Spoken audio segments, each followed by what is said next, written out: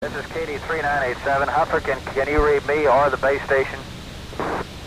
10-4, our broadcast is on the air at this time. And we might point out that the crowd's getting a big kick out of one thing that's happening here at downtown Dallas at the present time, and that is we heard a big cheer go up from the direction opposite the one the President was scheduled to approach from. And here comes this elderly-looking automobile with various different paintings all over it for Honest Joe's Pawn Shop, and he's got a great big sign on the side that says JFK, and you can hear the crowd for Honest Joe's Pawn Shop tribute to JFK. And that's one interesting sidelight. The crowds are still getting bigger here in downtown Dallas. The motorcade's still not in sight. This is Bob Hufker again at Main and Akron at downtown Dallas. And the first red lights are now visible coming far down the street, just having now turned right hand onto Main off of Harwood.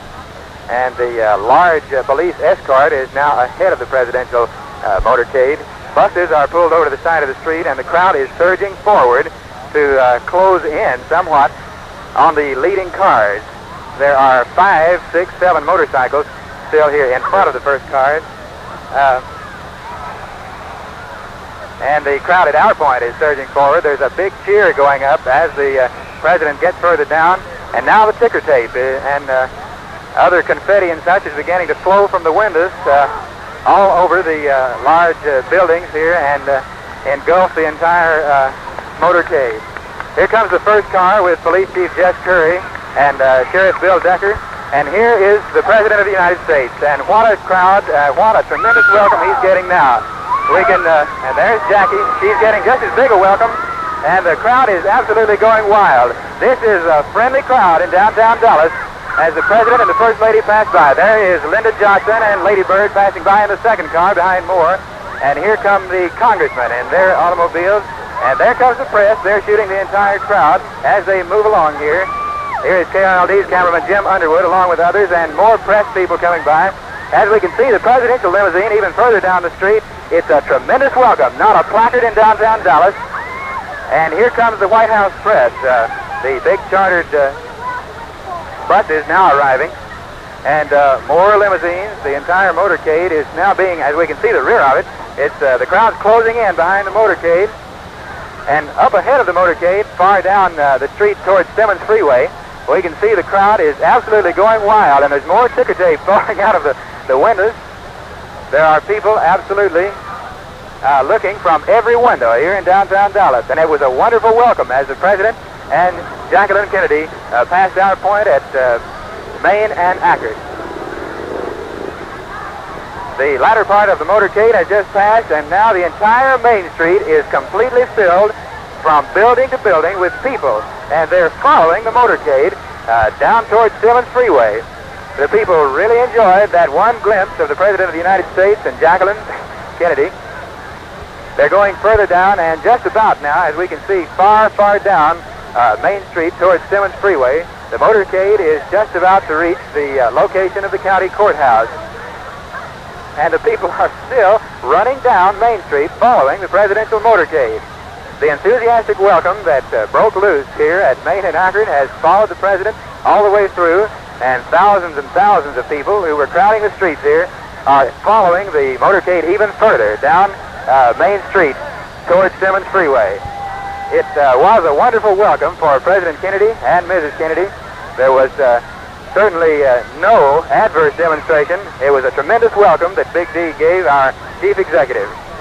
The presidential motorcade is now just far out, almost out of our sight, and the only thing still visible above the heads of thousands upon thousands of people who are still following the motorcade down Main Street towards Simmons Freeway, just the very top of the big buses carrying the official party and the congressmen as well as the White House press.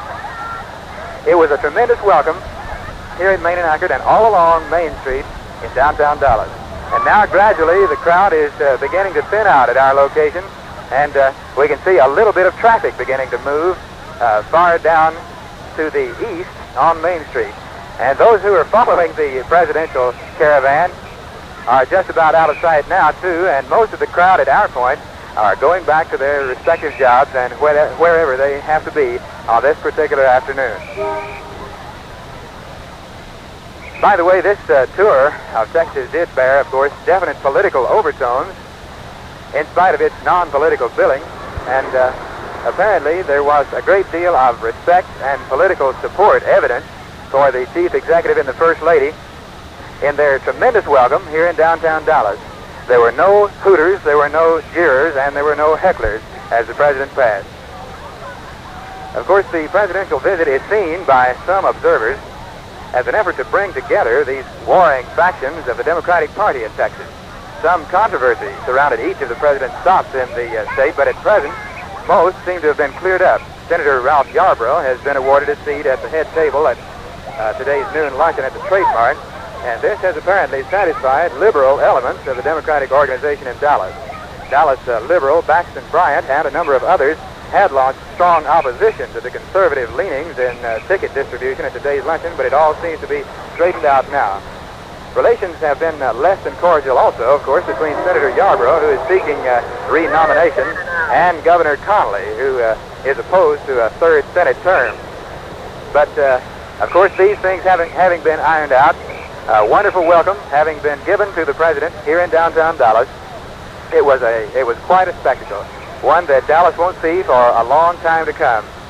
And any fears that might have existed in the minds of some about the alleged small handful of people who might have launched severe demonstrations to mar the President's visit, these were apparently unjustified, or at least taken care of in good order by the Dallas Police Department, who had such a tremendous force in evidence at the downtown areas and all over the city of Dallas as the motorcade moved through, that there was no danger whatsoever and none in evidence of adverse reactions to the President's visit. A completely overwhelming welcome for the President. Now, this is Bob Huffaker in downtown Dallas, returning you to Jay Hogan at KRLD Studio. That winds up the more than 1 hour long broadcast of the arrival of the President from Fort Worth to Dallas, the motorcade downtown, which is now wending its way up Stemmons and will be at the Trademark in a matter of minutes.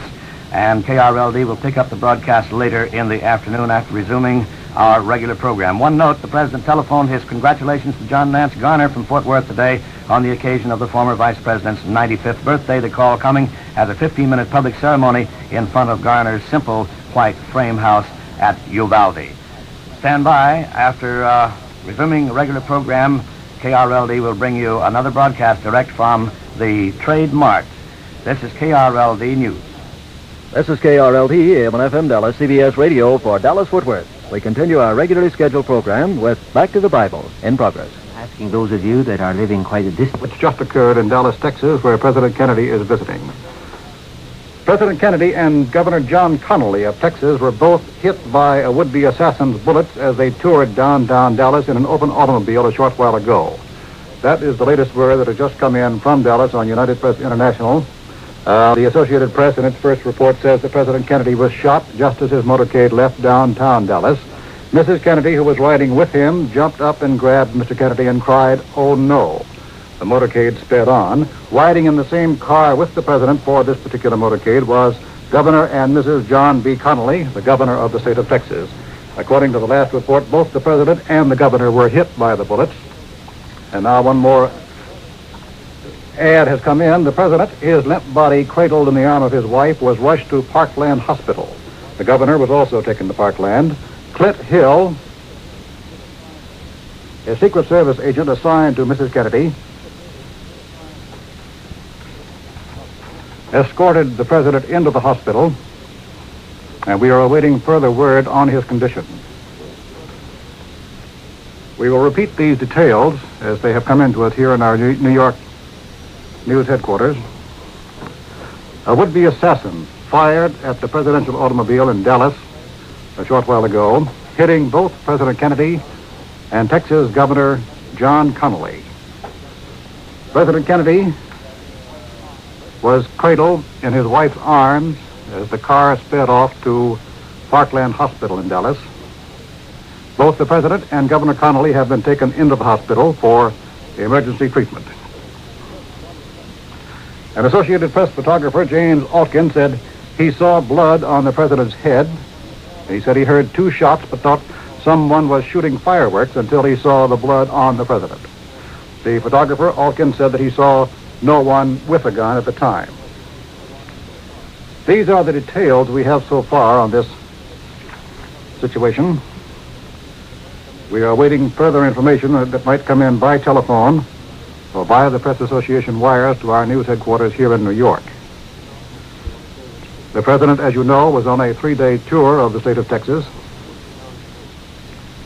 He flew down yesterday and was preparing to make an appearance and a speech today in Dallas before flying on to the state capital of Austin for an appearance this evening. We will repeat the information we have of now. Both President Kennedy and Texas Governor John Connally have been wounded by an assassin's bullet. We do not know the condition of either man. Both have been taken to Parkland Hospital in Dallas, Texas. This is the latest we have at our CBS News headquarters in New York. We now resume our regularly scheduled program. And Darius the Median took the kingdom, being about 62 years old. As I read this, I just thought, how foolish Daniel would have been if he had played. Interrupt this program now for a special report from Jim Underwood at the scene of the shooting.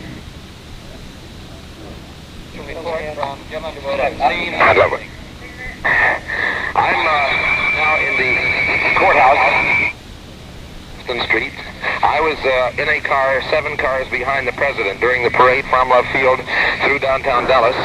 As the car I was in made the turn at Elm and Houston and started down for the triple underpass, I heard 3 loud shots seemingly from right over my head. There was so much confusion with people running, I thought at first that some of the spectators farther down the street toward the Elm Street underpass had been hit. I saw many of them throw themselves flat on the ground, and the police officers started blowing whistles and running for the scene. I leaped out of the car I was in the parade and ran for the scene also. Then the chase, and it actually was not a chase at the time, but the crowd started streaming through the railroad yards just past the Texas School Book Depository building. They searched through train cars and through the road yards, could find no one, and then the police officers found an 11-year-old colored boy named Eunice, that was his last name, who said that he looked up after the first shot and saw a colored man lean out of about the 4th floor window of the Texas School Book Depository building and fire 2 more shots. The police are now surrounding the area down here. Sirens are screaming. And evidently, police believe that the man who fired the shots is still in the Texas School Book Depository building at the corner of Elm and Houston in downtown. We return you now to our regular program. Man of God. So he handled the innkeeper with this same spirit. They weren't playing games. They really meant to get rid of him. And if they had their way, they were sure enough going to kill him. And so they had him thrown into a den of lions. But the angel of the Lord interfered and kept Daniel that night. And the story went, the king was upset about the...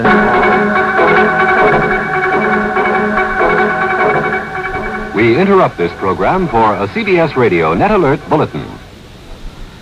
This is Alan Jackson reporting from CBS News headquarters in New York with more details on the incident which just occurred in Dallas a short while ago, where President Kennedy has been wounded by a would-be assassin. He and Texas Governor Connally were shot from ambush as their motorcade drove through Dallas shortly after the president arrived in the city on the 2nd day of his tour. So far, there is no indication of how seriously either man was injured. Both were lying flat in their car as the automobile sped off to a hospital. Both men have been taken to the Park Lane Hospital in Dallas for treatment. The incident occurred just east of the triple underpass facing a park in downtown Dallas. Reporters in the motorcade with the presidential party were about 5 car lengths behind the chief executive's car at the time. It had been difficult to tell immediately whether the First Lady and Mrs. Connally, who were riding in the same car, might have been injured. They were holding their husbands as the car rushed off to the hospital, and we are still waiting more details on just what went on there. Secret Service agents in a follow-up car quickly unlimbered their automatic rifles. They drew their pistols, but the damage had been done. One of our correspondents on the scene is now in contact with us. So let's switch now to news correspondent Dan Rather in Dallas. Dallas police have just confirmed that Texas Governor John Connally also was shot at the same time as President Kennedy, as the two men rode in the same car in a motorcade from downtown Dallas toward the Dallas Trade Mart, where President Kennedy was to have made a speech. Pandemonium broke out at the scene of the shooting as 3 shots emerged from somewhere in the crowd. The crowd along the route of the motorcade was 4 and 5 lines deep. At the time of the shooting, the motorcade was passing at least 3 buildings, more than 3 stories. One child, aged 7, told authorities that he saw a man lean out of the 5th floor of one of the buildings and fire the shots. Police and Secret Service agents now have that building surrounded and are going through the building in a systematic search. Still, another witness at the scene said this man was an adult, said he thought he saw a man and a woman crawling along a walkway over the motorcade route, and that this adult said it was possible that that man and woman could have fired the shots. Dallas police say they have no information on the condition of either President Kennedy or Texas Governor John Connally. Several reporters who were in the motorcade said that Mr. Kennedy had blood on his head as he was taken into an ambulance and rushed to Dallas's Parkland Hospital, just a few blocks from the Trade Mart where he was to have made the speech. This is Dan Rather in Dallas, Texas. That's the latest from one of our team of correspondents with the presidential party in Dallas. We will be getting additional details from minute to minute as we continue here. The shooting took place at 1:45 Eastern Time. That was just about a little over 10 minutes ago. President Kennedy apparently was shot in the head. He fell face down in the back seat of his car, and there was blood on his head. Mrs. Kennedy, riding in the car with him, shouted, "Oh no," and tried to hold up her husband's head. Riding in the same car were Governor Connally and Mrs. Connally. Governor Connally also was hit. We have no information on how seriously either man has been hurt. Connally remained half-seated, but slumped to the left when he was shot. There was blood on his face and forehead. Both the president and the governor were rushed to Parkland Hospital near the Dallas Trade Mart, where President Kennedy was to have made a speech today. As you know, this was the middle day of his 3-day tour of Texas. He spoke in Texas last night. He arrived in Dallas only a short while ago, was to make a speech at the Trade Mart there in a short while, and then go on to the state capital of Austin for a reception and a fundraising dinner this evening. The shooting took place within minutes after the presidential party arrived in Dallas. There are no details on just how it occurred. Secret Service men and Dallas police, as we have heard from correspondent Rather, have one building surrounded where they think the would-be assassins may have been located.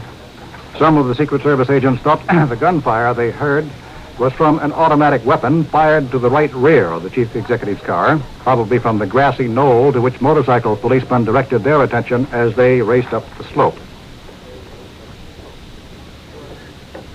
And a late word, Texas Congressman Albert Thomas says he has been informed that both President Kennedy and Governor Connally are still alive after having been shot in an assassination attempt.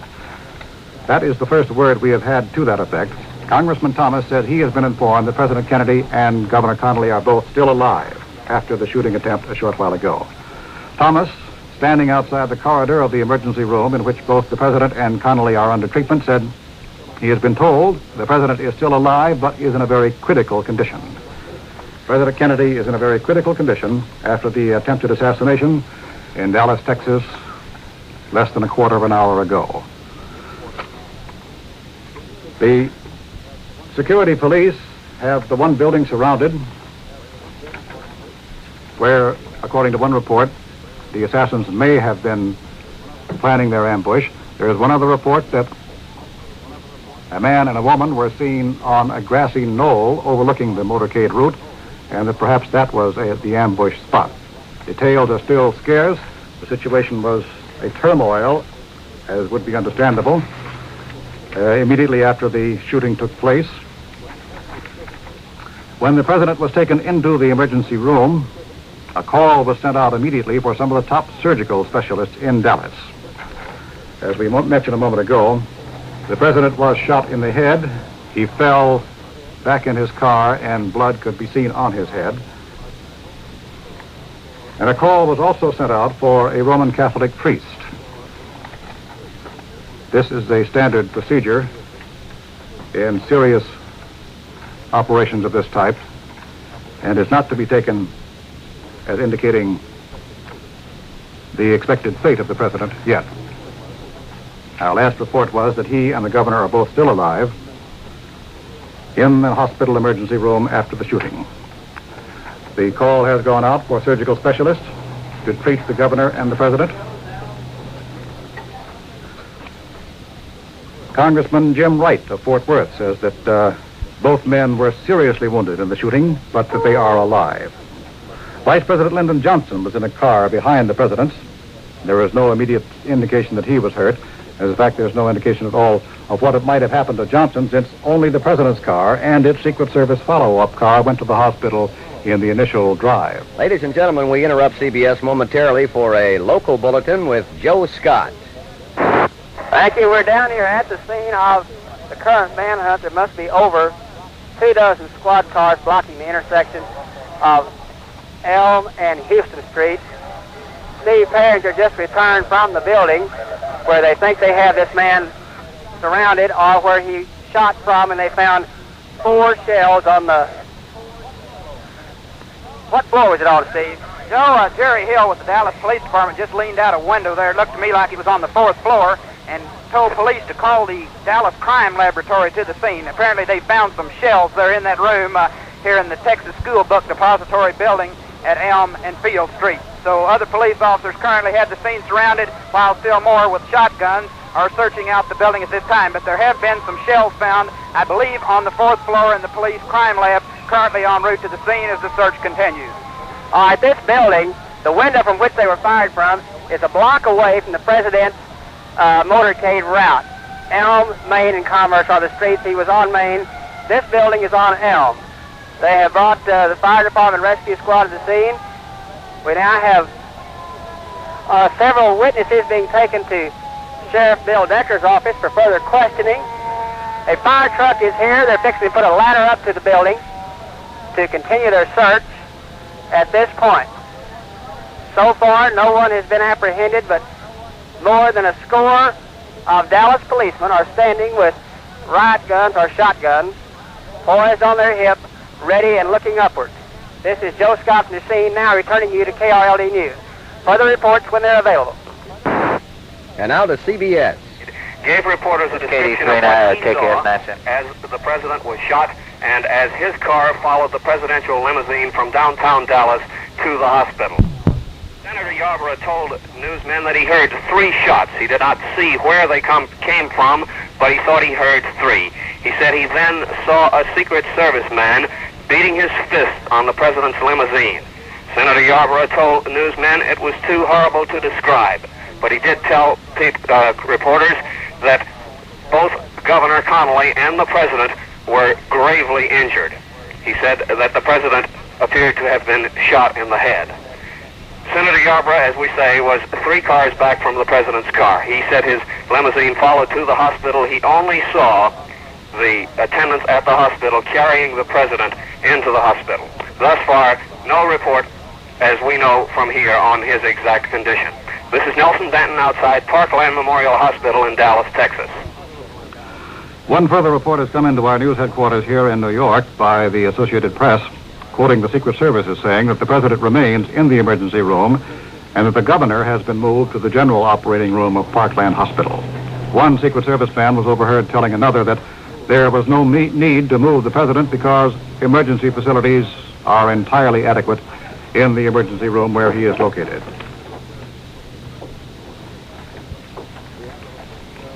We have a report now from one more of our correspondents on the scene. Our White House correspondent who was accompanying the president here is CBS News correspondent Robert Pierpoint in Dallas. President Kennedy's condition here at Parkland Memorial Hospital is apparently quite serious. 2 priests reportedly have just gone in to be with the president, and according to Senator Ralph Yarborough, who was in the motorcade, the president's condition is serious.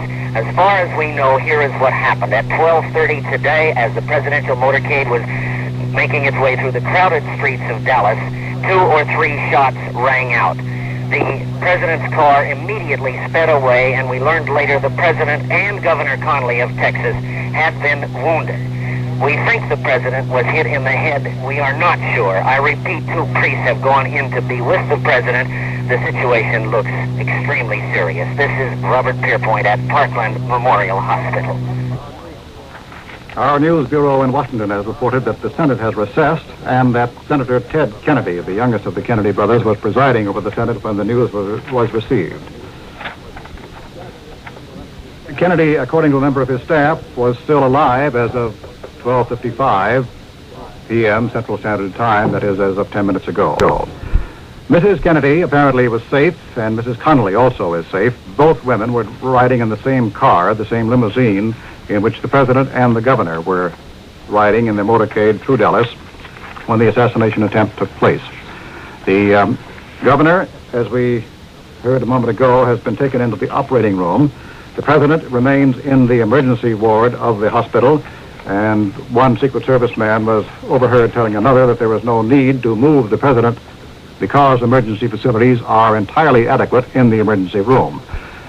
But as we have heard from correspondent... And now we take you to a KRLD Mobile News Unit and Bob Huffaker. This is Bob Huffaker. I am at Parkland Hospital along with Warren Folks for KRLD News.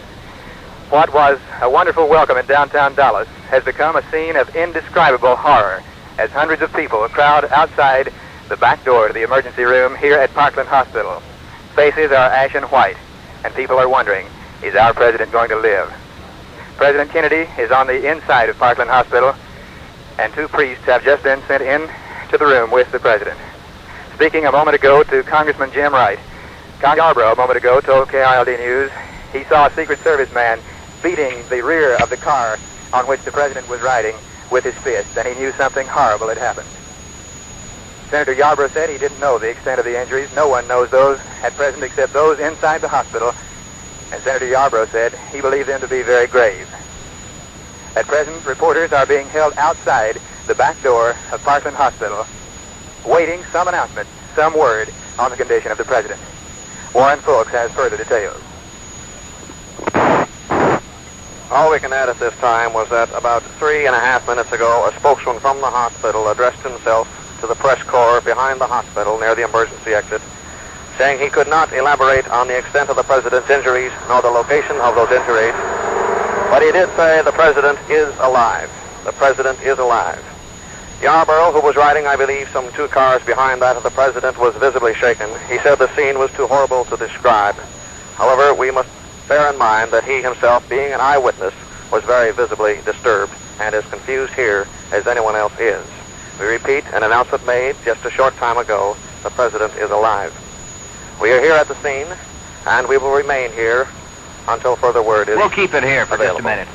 This is this is KRLD News Unit at Parkland Hospital. Back now to Jay Hogan. We have standing by now Wes Wise for another facet of this tragedy. So, Wes, if you are ready, take a short pause and go ahead.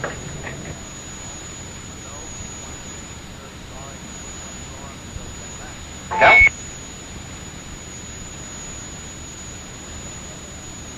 Began running about the 4 balconies of the huge trademark building.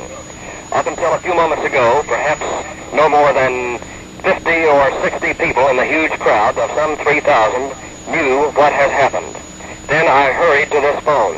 People who recognized me from being on local television called out to me as I ran by, "Is it true? Is it true?"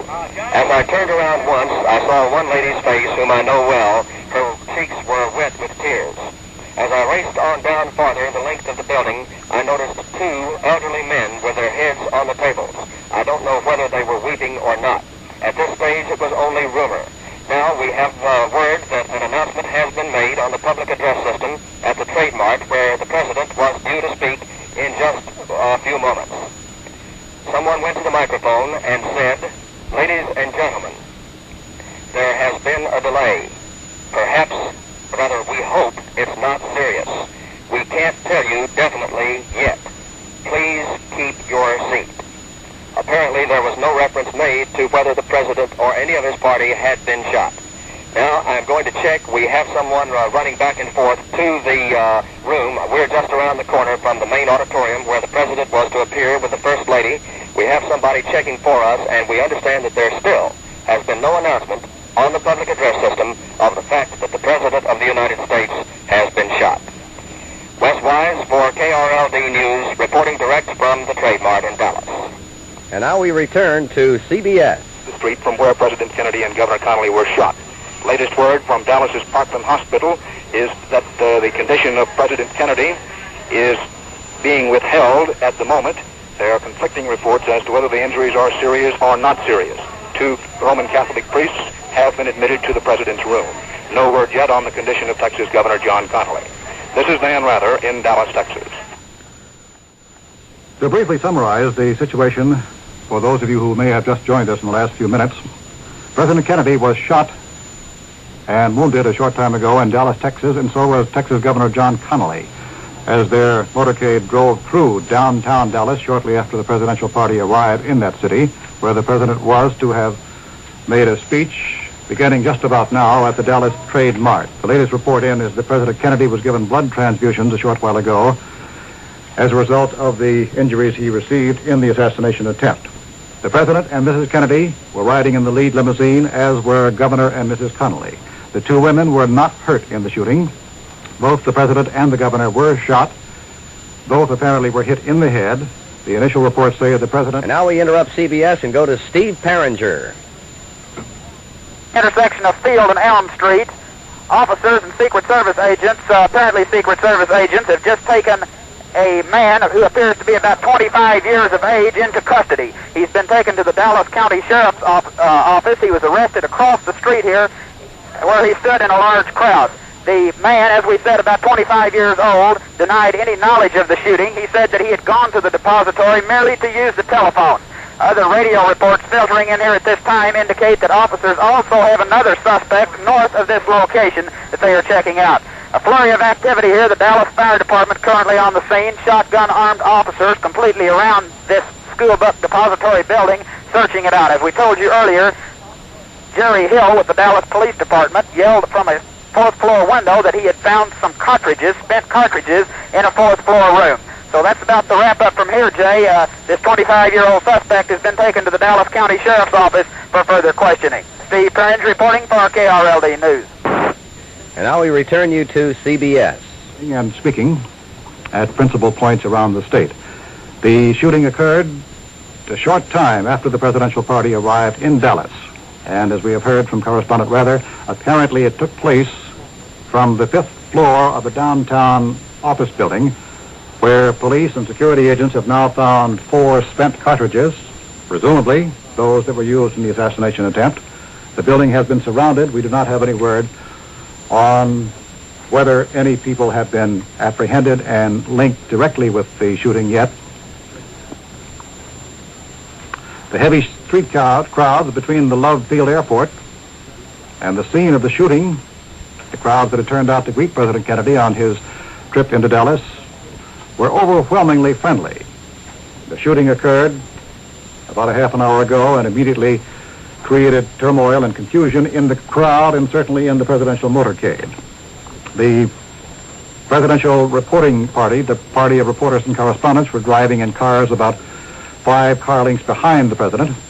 As soon as the shooting took place and the president and the governor were injured, Secret Service men and Dallas Motorcycle Police immediately waved that car on by itself to the hospital.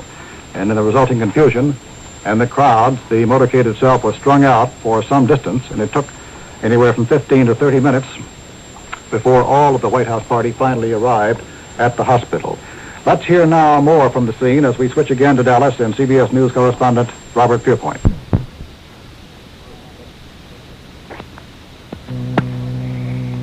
Human blood type B+ has just been rushed into the operating room where President Kennedy and Governor Connally are being worked over by doctors here at Parkland Memorial Hospital. We do not know whom the blood is for, but the situation still looks very bad. As we said a little earlier, 2 priests have also gone in to be with the president.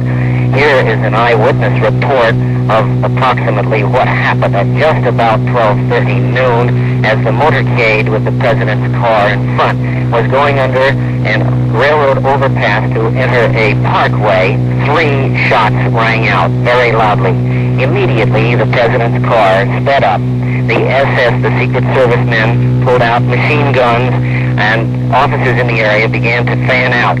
The president's car sped directly to Parkland Memorial Hospital here at speeds up to 60 miles per hour. As the car pulled up, President Kennedy was bent over, motionless, with blood on his chest. Mrs. Kennedy was hovering over him, but he was lifted out of the car, and reporters noted that he was wheeled into the hospital. That is the last that any reporters have seen of him as he disappeared on a stretcher, motionless, into the hospital. I repeat that the latest information we have only is that human blood has been rushed into the operating rooms. We do not know whether it is for the president or for Governor Connolly, both of whom are reported to be in serious condition. This is Robert Pierpoint at Parkland Memorial Hospital in Dallas. Here in New York, the New York stock exchanges have closed early for the day because of the shooting of President Kennedy. In Washington, the Senate recessed pending developments as word reached the Capitol there that the president had been shot in Dallas. The House was not in session at the time. Senator Mansfield, the Democratic leader, made the motion to recess at 4 minutes before 2 Eastern Time. Senator Wayne Morse of Oregon said just before the recess, if there ever was an hour when all Americans should pray, this is the hour. Let's go back to Dallas. Here's another report by correspondent Dan Rather.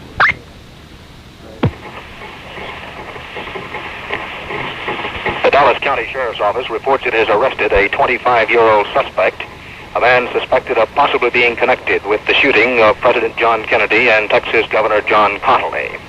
Also from the scene of the area where the president and Texas governor were shot shortly after noon Central Standard Time today, the police continue their search around a 5-story building in which 4 empty cottages were found on the 5th floor. Another report from the scene of the shooting seems to confirm that 1 Secret Service agent was killed at the same time President Kennedy and Governor Connolly were shot. This is Dan Rather in Dallas, Texas. We are gathering details on a tragic story that has occurred in today's American history, where the President of the United States and the Governor of the state of Texas have been shot and seriously wounded, apparently, in an assassination attempt in downtown Dallas. There is an unconfirmed report that Vice President Lyndon Johnson had been wounded slightly. One spectator said he saw Johnson walk into the hospital holding his arm, and a short while ago, Mrs. Johnson was escorted by Secret Service agents into the emergency room where the president is. Police say they do not know whether the vice president was in that room at the time. But now we have this latest report, an unconfirmed one, that the Vice President Johnson was wounded slightly. Let's switch now for news from the nation's capital as we switch to news correspondent Wells Church on Capitol Hill. Well, of course, Washington was probably hardest hit by this startling news. And oddly enough, by coincidence, the president's brother, Senator Ted Kennedy, was the presiding officer of the Senate when they learned of the shooting. Actually, he was calmly signing his name to a series of group photographs for visitors when an aide came running in with the word from Dallas. Well, most of the senators looked up, of course, obviously angry at the interruption, and the aide ran to Kennedy's chair. The senator threw down his pen, and the pictures scattered all over as he ran for the door. And the same aide ran from senator to senator telling them the news. They'd just been discussing the proposed extension of aid to rural libraries. Minority Leader Dirksen put his hand to his heart. Senator Wayne Morse of Oregon, who had been leading the discussion, well, he walked a few steps and he stopped and he turned, and then he ran straight for a side door. Others in the chamber at the time included Senator Mansfield. And now we interrupt CBS to take you to Bob Huffaker in a KRLD mobile news unit. We're speaking once again from Dallas Parkland Hospital, where the scene is one of disbelief.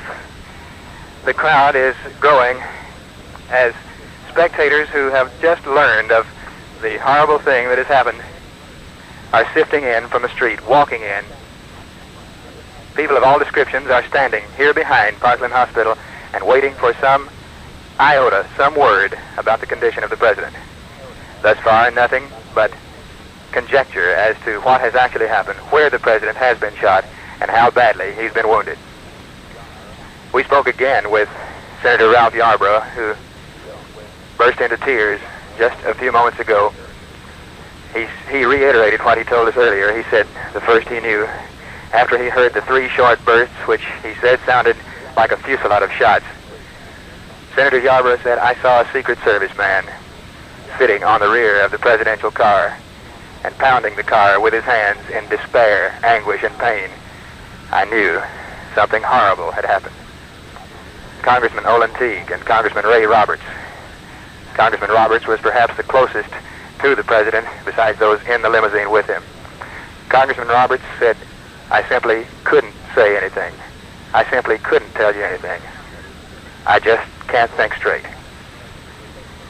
Not long after the president was taken inside the emergency room, a few moments ago, the First Lady passed and brushed our arm. The Secret Service men recognized her. The policemen were so accustomed to stopping those who pushed in, attempting to try to find out the condition of the president, that they almost stopped the First Lady as she came in.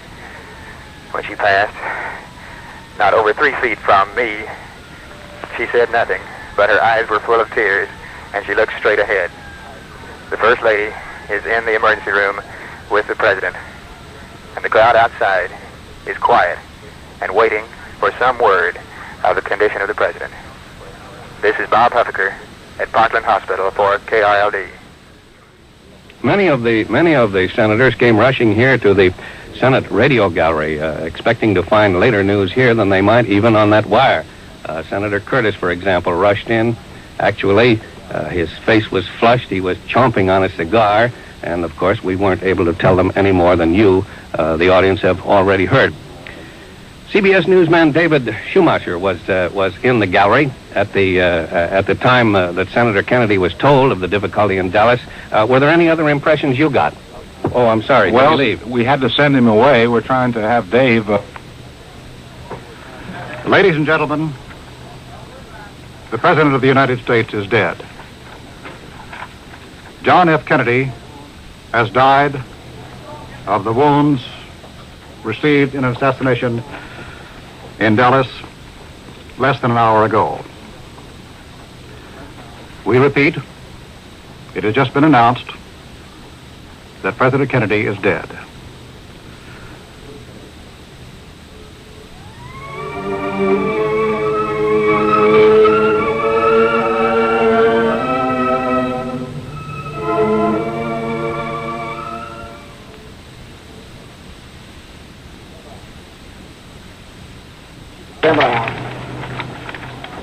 John Fitzgerald Kennedy, the 35th President of the United States, is dead at the age of 46, shot by an assassin as he drove through the streets of Dallas, Texas, less than an hour ago. Repeating this, the President is dead, killed in Dallas, Texas, by a gunshot wound.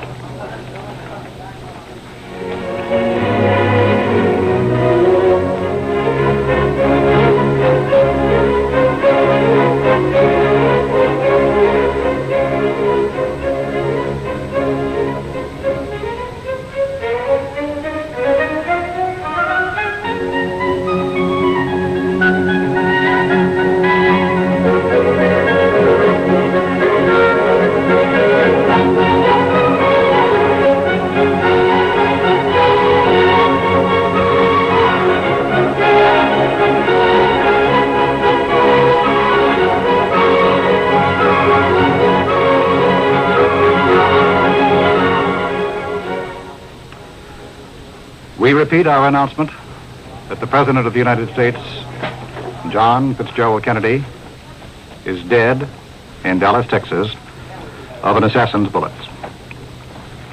He was shot, and Governor Tom Connolly of the state of Texas was shot as they rode in a motorcade through the streets of Dallas less than an hour ago. Governor Connolly is in serious condition. President John Kennedy is dead. the 35th President of the United States, he was 46 years old. According to the Constitution, Vice President Lyndon Johnson will now succeed Mr. Kennedy in office. And now we take you to Parkland Hospital and Bob Huffaker. We're at Parkland Hospital where the horrible announcement has just come that our president is dead. No one wants to say anything on an occasion like this, but someone must have something to say. We have here with us Fort Worth Congressman Jim Wright. Mr. Wright, do you have something to say? We have just learned that our president is dead. This is a sad day, a day of grief, a day of shame for this land.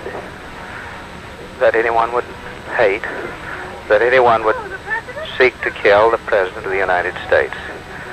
We must strive anew to rebuild our faith and our hope. May merciful God console his loved ones and his family. May that same God bless this land, that from this moment of such deep grief, we may rebuild in faith and not in fear, and love and not in hate. I know the nation mourns and will deeply mourn, those of us who were with him today when he was so alive, so buoyant, so outgoing, exposing himself to the public, will never forget this experience and will always remember him as the president who went to the people, not fearing to expose himself, his person, his safety, his own repose, to his land and his people. It is tragic that in this free land anyone would so learn to hate in his heart that he would seek to take violently into his hands this kind of an act. But it has been done. There is still in this land the fiber to rebuild on a basis of respect for duly constituted authority, and we must do it. We must not panic. God bless you, Congressman Wright. Still here at Parkland Hospital, even though the announcement has been made to newsmen. Some people are still unaware what has happened, and momentarily people will rush up to us. When Congressman Wright began to cry a short while ago, people began to rush over to our mobile news unit and say, what has happened? What has happened? How is the president? We had to say what had happened. People are standing outside this emergency entrance to Parkland Hospital and weeping bitterly.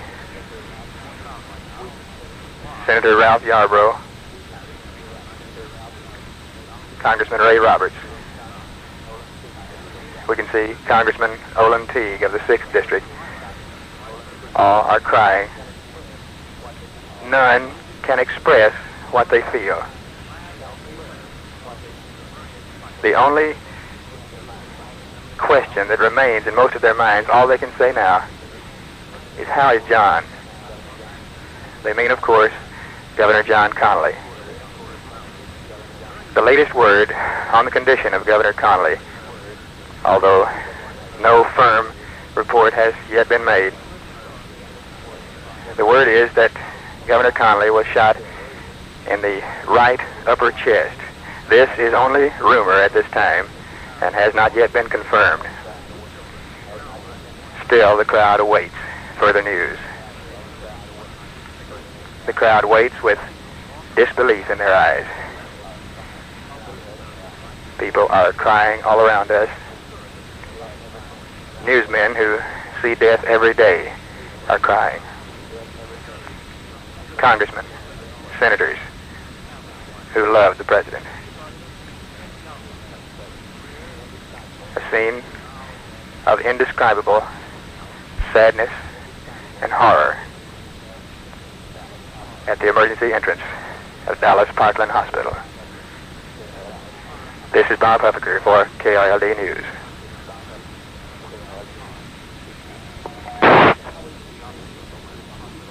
And now we return you to CBS. He was reported badly shocked by the shooting. Doctors are trying to keep him as quiet as possible. He is under heavy Secret Service and police protection. Throughout the Texas trip, when President Kennedy and Vice President Johnson had been in the same motorcade, as an obvious security measure, they have ridden in separate cars. The Johnson car has always been some distance from the Kennedy car, sometimes by as much as 60 yards. We see the reason and the value of this at this point. And now we take you to the KRLD newsroom and Jay Hogan. The Trade Mart, where the luncheon function was awaited before the shooting this afternoon. We take you now to Westwise at the Trade Mart. A few people are queuing into groups as the dining room has begun to empty. Along the walls, several women are crying, near hysteria apparently, but by and large the crowd has taken the news quite well. Only now are they beginning to learn the official word that our president is dead. Up until a few moments ago, they were not sure exactly what had happened. Then an announcement was made by Mr. Eric Johnson. He said approximately the following: "I don't know how I can say it or whether I can. The president and the governor have been shot." Then there were moans from the audience. "I have nothing but scant reports. As soon as I have anything definite, I'll tell you." Dr. Luther Holcomb, who was driving 4 cars back from the president's automobile, is the executive secretary of the Greater Dallas Council of Churches. He said a prayer here, which many people remarked on at the Trade Mart who were still on hand. We have Dr. Holcomb here with us. Dr. Holcomb, if you will, please first recreate as closely as you can what you said in prayer to the crowd there in the Trade Mart. Wes, I believe that most of the radio audience would be very much like those present at the Trade Mart. And with your permission, I believe I would just like to lead all of us in prayer. Oh God, this is a time of mourning for Dallas. We are stunned. We are speechless. We do not know how to phrase our prayer. But we come with the cry from our hearts to hear our prayer. We need thy strength. We do pray for the family of the President of the United States, for people around the world who have looked to our country and looked to him for leadership. We do remember our governor and members of his family. Now, O God, help us to be calm. Grant to us the peace that passeth all understanding. Amen. That was Dr. Luther Holcomb, who said this prayer approximately at the Trade Mart earlier this afternoon. Further words from here would be superfluous. Wes Wise reporting from the Trade Mart in Dallas. And now, ladies and gentlemen, as we have been doing all afternoon, we will switch you to CBS Radio. The first report that we've had on one of the wire services that the president has died. This means, of course, that Vice President Lyndon Johnson has become the president automatically under American law. The president and his party had just arrived in Dallas just about an hour ago. The president was on a 3-day trip to Texas, part of it for politics. This was the second day of the trip, and he had flown into Dallas and was due to be speaking at this moment at the Dallas Trade Mart, where he had an important speech which had been released a short time before by the White House, and which in fact had been quoted and in fact published in afternoon newspapers and quoted on afternoon broadcast. The president who went to Dallas to deliver that speech did not deliver the speech, and he is dead instead. killed by an assassin, and we have had one report that Dallas police have picked up a 24-year-old suspect as the possible killer. That report came from Dan Rather in Dallas. The suspect was identified as being 25 years old, and we haven't heard anything more on that for about 15 minutes. The original report was that police had surrounded a 5-floor office building in downtown Dallas, and that they had found 4 empty cartridges on the 5th floor of that building. It seems almost certain that the assassin must have used a rifle with a telescopic sight in order to zero in so accurately on the president and Governor Connolly. But we don't know who he is. There's no further report on who the suspect is or even the reason. And of course, speculation on his reasons for killing the president and trying to kill Governor Connolly would be idle at this point. We did have one other report that a Secret Service agent had been killed. We don't have the name of the agent so far. We understand now that a casket for the president's body is being brought into Parkland Hospital in Dallas. It all happened very quickly. It all happened inside an hour. The president and Governor Connolly riding together with their wives through downtown Dallas.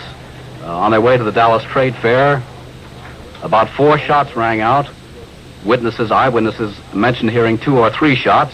The president slumped forward with blood on his head, blood on his chest. The governor also slumped forward. The governor is not reported seriously injured. Bill Stinson, an assistant to Governor Connolly, says he talked to the governor in the hospital operating room, and Connolly was shot just below the shoulder blade in the back. And now we're going to switch again to Dallas, this time to Nelson Benton.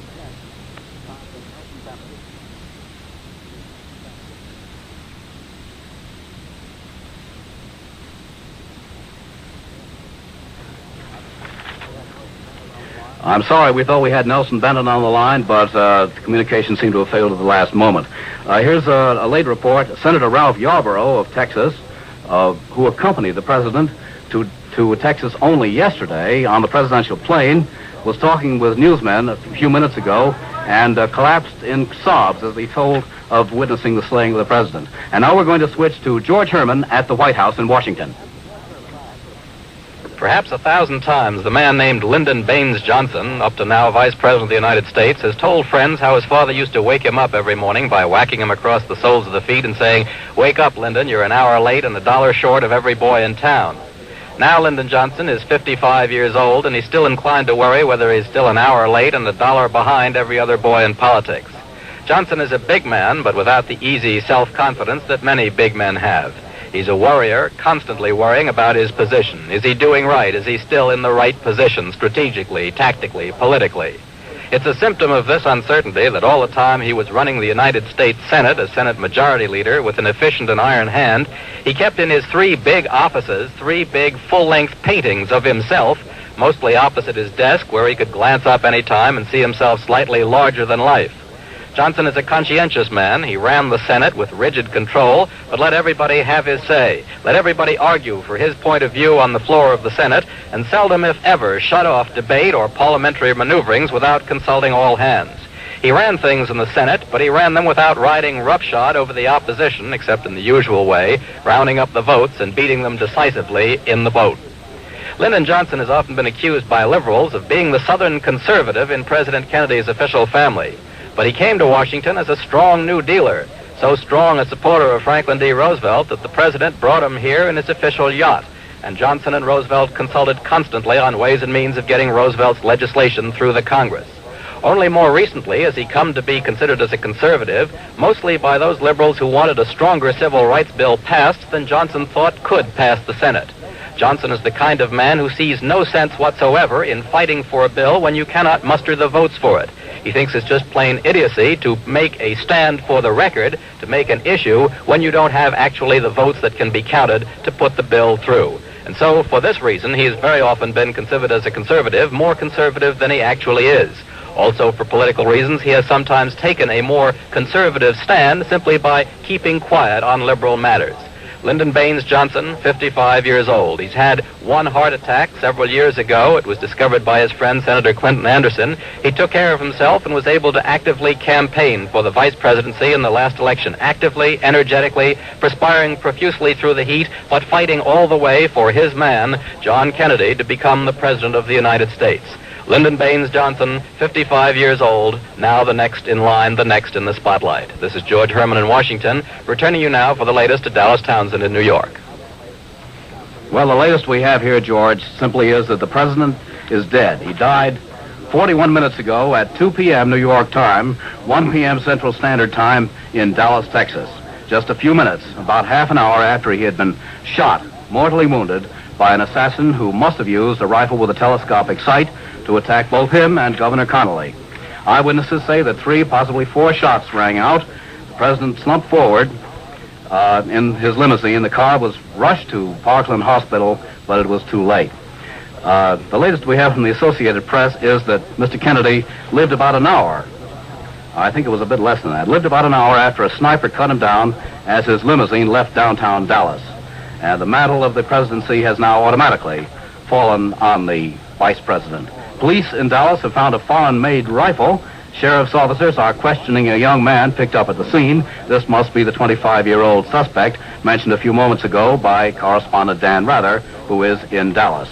The name of the man has not been made public, nor has the name of the Secret Service officer who apparently was shot and killed at the same time that the fatal attack was made on President Kennedy. Lyndon Johnson, although he has not yet taken the oath of office, is now, at the age of 55 years old, the 37th President of the United States. Dallas, I think we might emphasize here that the Vice President was not injured in the shooting today. There had been one report earlier that he might have been injured slightly, that he had entered the hospital holding his arm. Vice President Johnson's wife, after a quick check on conditions in the hospital, said that her husband was unharmed. He was not shot. And again, we note that throughout this Texas trip, when the President Kennedy and Vice President Johnson had been in the same motorcade, as an obvious security measure, they have ridden in separate cars. The Johnson car has always been some distance from the Kennedy car, sometimes by as much as 60 yards. Incidentally, to remind our listeners and our stations along the network, the CBS radio network will program continuously on the story of the death of President John Kennedy and subsequent developments until further notice. We are continuing to get details and more information from Dallas, the scene of the shooting, and reaction is beginning to pour in from all parts of the world.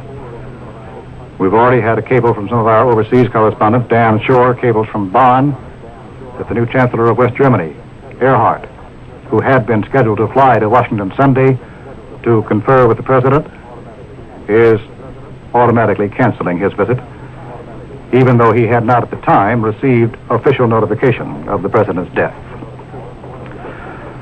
Alan, one of the many ironies in this situation is that the assassination of President Kennedy occurred at a time when there were rumors, and former Vice President Nixon mentioned them, that the President might decide not to have Vice President Johnson run with him on the ticket in 1964.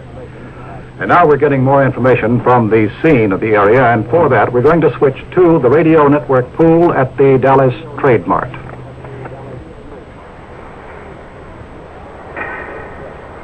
Not all of those guests, 2,500 of them who were assembled here to hear the President of the United States make a speech, have yet left. Many of them are still loitering near the speaker's stand. Some of them are still crying at the news that the President has been assassinated. Immediately after the news went across the crowd of some 2,500 like wildfire, tears broke out on many faces of both sexes and of both colors who were present here. A Negro porter leaned his head back against the rostrum which bore the seal of the President of the United States, pulled out his handkerchief, and wept. An announcement was made to the crowd that the President had been shot, that there would be no luncheon, and most of the crowd at that time left. There was no panic here at the Trade Mart, but there were many tears, and there was a sullen silence for some minute or so after the first news of the assassination of the President. It has now been confirmed at Parkland Hospital in Dallas that the President of the United States is dead. He was shot in the head by a high-powered rifle, apparently, from a window in a building on the western end of downtown Dallas. This occurred during a motorcade which was to bring the president here to the Trade Mart for a speech to 2,500 persons. The president was immediately rushed to Parkland Hospital. Governor John Connally was also taken to Parkland Hospital with gunshot wounds in the back. He is at this time reported in satisfactory condition. Vice President Lyndon Johnson was not injured. He was riding in a separate car. Dallas police are believed to have surrounded the person who is suspected of having made the assassination. However, no arrests have been reported at this time, and a dragnet is out in at least two sections of the city, one of them where the incident occurred, and the other in the southwestern part of Dallas in Oak Cliff. The news is now official. At Parkland Hospital, President John F. Kennedy is dead, having been assassinated by an unknown person who was shooting a high-powered rifle from a window of a downtown Dallas building during a motorcade. Here at the Trade Mart, at first, most of the 2,500 guests who were gathered to hear the president were not aware of what had happened. The press delegation of some 200 or 300 members of the press from all over the country first rushed to the front of the building when the bulletin was first made known privately and in the corridors, and then rushed back, got their notepads, cameras, and left the building in a hurry. Most of them have gone to Parkland Hospital, where the president has just been reported to have died at about 1 p.m. Central Standard Time. After that, most of the guests in the building still did not know of the incident, and it was nearly half an hour before an announcement was made from the rostrum that an incident had occurred, then another announcement that the president had been shot. This was followed by two benedictions delivered by ministers here in Dallas. Dr. Luther Holcomb of the Council of Churches delivered one of them and made most of the announcements. Then people left, and the noises you hear now are of the porters and waiters picking up what is left of a luncheon that never occurred in honor of the President of the United States. It is not known just when Lyndon Johnson, the Vice President, will be sworn in as the new President of the United States. It is possible that that swearing-in may occur here in Dallas. Reports reaching Dallas from New York are that the New York Stock Exchange has closed because the traffic became too heavy upon the news that the President had been shot. And now we go to a KRLD News mobile unit and Bob Huffaker. We're speaking once again from Parkland Hospital and have just come from the temporary press room which has been set up here in the south side of the building. Briefing the press in this most distasteful press session was Administrative Aide to Governor Connally, Bill Stinson. This is the first report and the latest on Governor Connally's condition. He has been shot in the right chest, and his body is completely perforated. He has also sustained a fracture of the right radius, and Secret Service men say this may be from another bullet, or it may be from simply a wound in the struggle. Bill Stinson, the administrative aide who was carrying on the briefing session to the press, said that when the governor was first brought into the emergency room, he quickly asked the governor, "How bad are you?" The governor said he thought he had been hit from the back. Stinson, the only official word thus far on the condition of Governor Connally, has described his condition as very serious, but there is great hope. He goes on to say that the governor's pulse is normal, his blood is good, and he says, quoting the doctors, that vital signs which are known to indicate conditions are good. He says the governor's color is good. Governor Connally is at present undergoing surgery. He has already undergone numerous x-rays which are now being developed. His condition, again, we'll repeat, is described as very serious, but Bill Stinson, the administrative aide who made the announcement, said, but there is very great hope. Another aide to the governor, Julian Reed, said that diagramming the places occupied by the president and Mrs. Kennedy and the governor and Mrs. Connally were all four riding in the same automobile. Both Mrs. Connally and Mrs. Kennedy are uninjured. Both are all right. Governor Connally, we will repeat, suffered a wound in the upper right chest. His condition is said to be very serious, but with very great hope. Malcolm Kildoff, the acting press secretary on this particular tour for Dallas, has been briefing the press as the situation progresses on what is happening, just as he has briefed the press on many occasions throughout his career. Just a few moments ago, as we walked from the press room, and most of the press has now broken and left the press room, Malcolm Kildoff, the acting press secretary, said, "This is one briefing I never thought I'd give." There's no further word at this time than that we have given you. And the atmosphere here at Parkland Hospital is, we repeat, one of extreme horror and disbelief. This is Bob Huffaker now, reporting for KRLD News and returning you to the studio. We've had no late word yet on when Vice President Johnson, Lyndon Johnson, will take the oath of office, but we assume that it will be as rapidly as possible. I remember that when President Roosevelt died in 1945, Vice President Truman took the oath of office about 2 hours afterward in the old cabinet room of the White House. But regardless of when he takes the oath of office, Lyndon Johnson is now the 36th President of the United States. Dallas, I would like to pass along a memo to our listeners and our stations along the network again, and that is a reminder that the CBS radio network will program continuously on the story of the death of President John F. Kennedy and subsequent developments until further notice. We will be back with more details in just a moment. We will take 5-second pause now for station identification. This is KRLD, AM and FM in Dallas. This is Alan Jackson at CBS News headquarters in New York, where we are bringing you the details of the assassination today of the President of the United States, John Kennedy. President Kennedy was assassinated in Dallas, Texas, killed by a bullet in the head while riding in an open car through the streets of Dallas. His wife was in the same car but was not hit. She cradled the President in her arms as he was carried to a hospital where he died. Vice President Lyndon Johnson was in the same motorcade and was immediately surrounded by Secret Service men until he could take the oath of office as president. We have no word on when that will be, but it will be shortly, later this afternoon. Governor John Connally of Texas, sitting beside the president in the automobile, was also hit by the assassin's bullet. He was wounded in the back, but we are told it is not critical. Johnson was in the Parkland Hospital when President Kennedy died. The vice president was in the same motorcade as it sped through crowds in the downtown streets, but he was some distance back and was not harmed.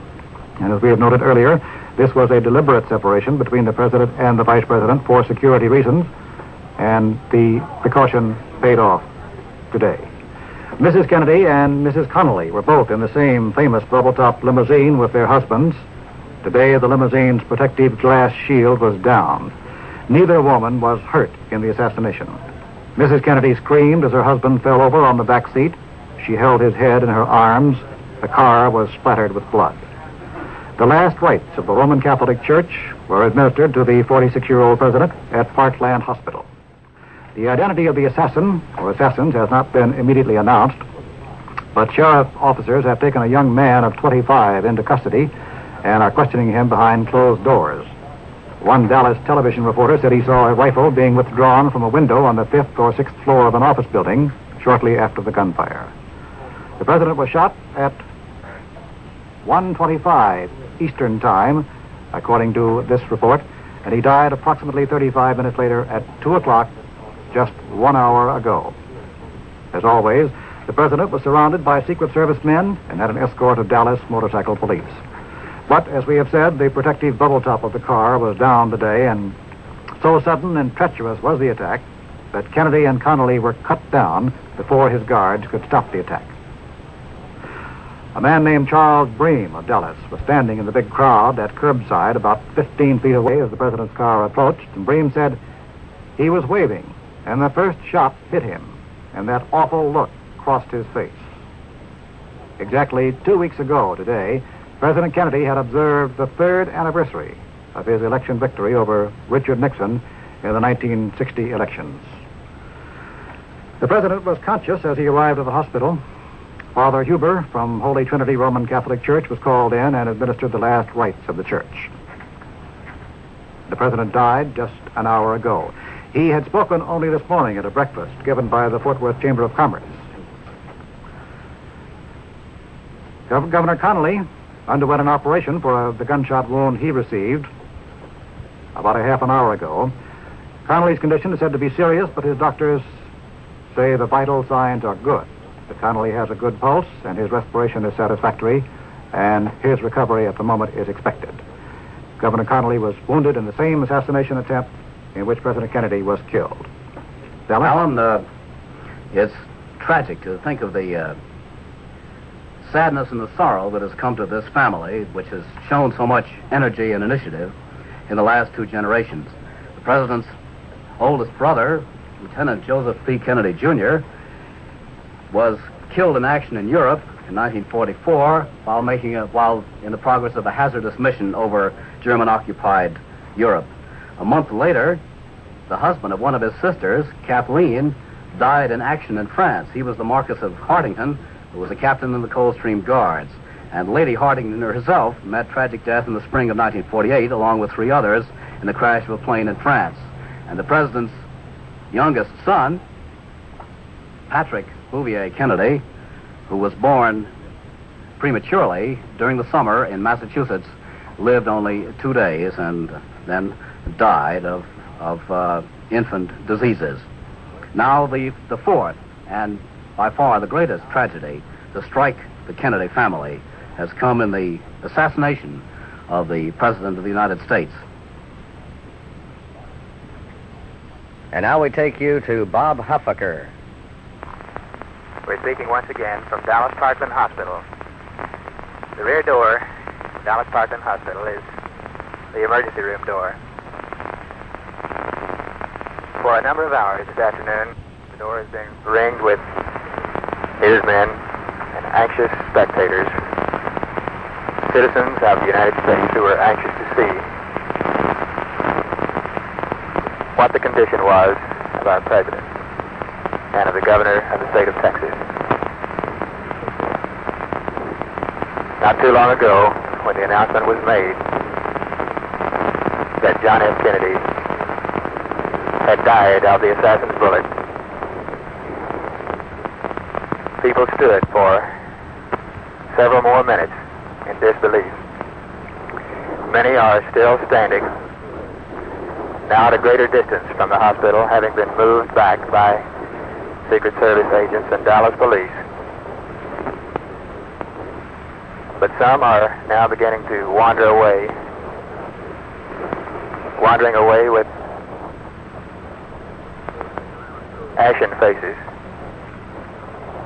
in disbelief, in pain, and in grief. Still, a ring of people still stands, now backed up to a distance of about 100 yards from the rear door of the hospital. And many police are still patrolling the area.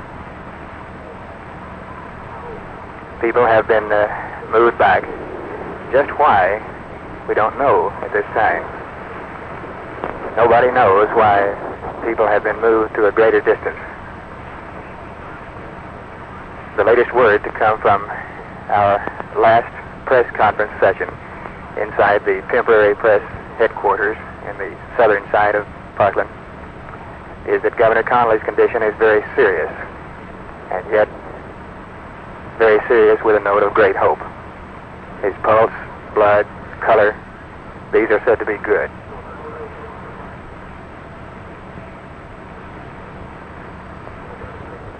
There are still a number of congressmen seated in cars and in some of the buses that were brought immediately to the hospital.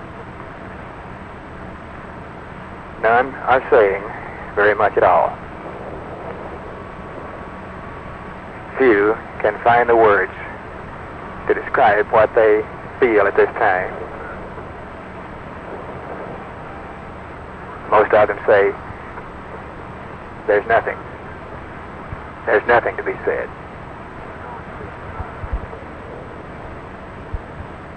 There's a flurry of movement now. And from the rear of the hospital, First, the lead police car and 2 following motorcycles. Here comes a white hearse, which is leaving the hospital, followed by cars full of Secret Service men, and one last motorcycle. From our vantage point here, we do not know if this was the body of the president. We can only wonder. And now that the hearse is past, the crowd is breaking up.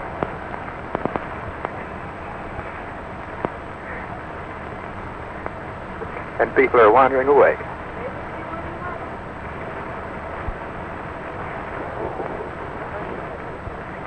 Still wondering. Still disbelieving. Still shocked.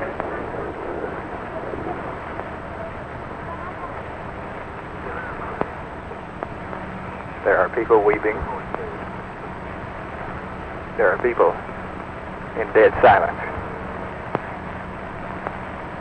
But this is one of the quietest crowds that will ever assemble.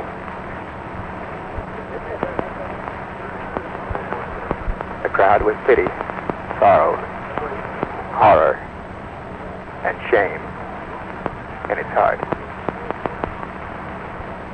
For this was the day that the President of the United States died from an assassin's bullet in Dallas, Texas.